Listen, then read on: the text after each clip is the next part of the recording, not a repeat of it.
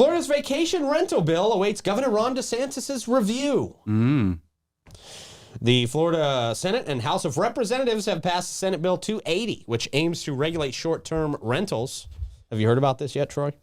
Yes. If signed by Governor DeSantis, the bill will prompt significant changes. Residents, notably North Beach Community Alliance, Inc., expressed concerns about its implications.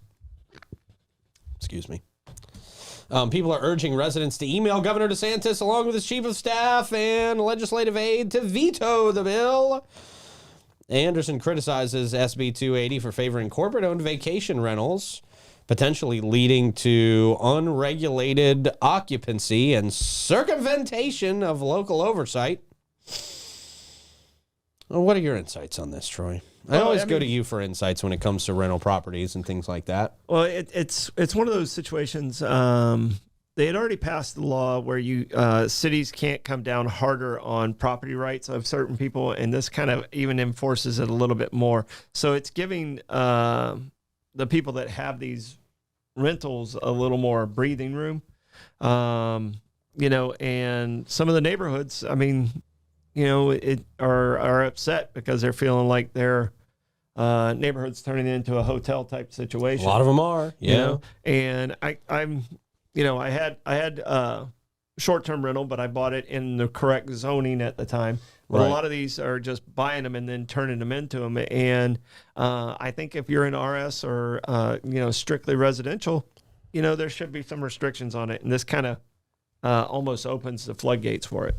But it's such for restrictions. No, yeah. Well, it opens the floodgates for almost anybody can have an Airbnb if it all gets passed. But the Airbnb VRBO market is so saturated right now, it's not as lucrative as a lot of people think. So people are like, oh, it's St. Augustine, everybody's going to be there. No, there's so many out there right now. By the time you if you pay another company and if you do it yourself, it's a pain in the ass.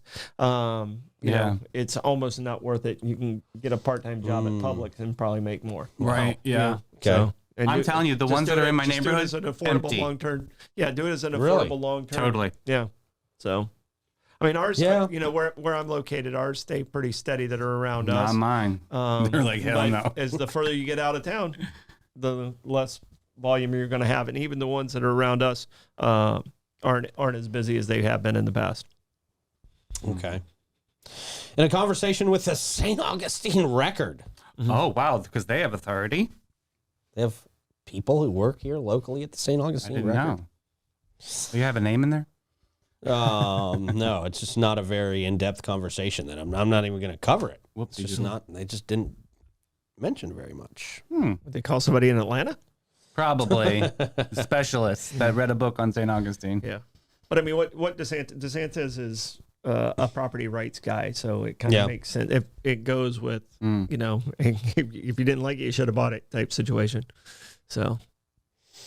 Yeah, well, you mentioned you can, do it as an affordable rental. The tough part is mortgages are so damn high right now. It's hard to do an affordable rental. True. Yep.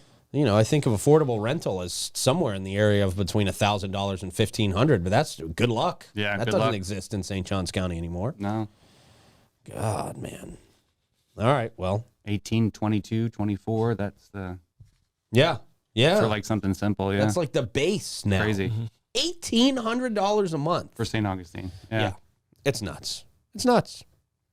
Goodbye, Norma Jean.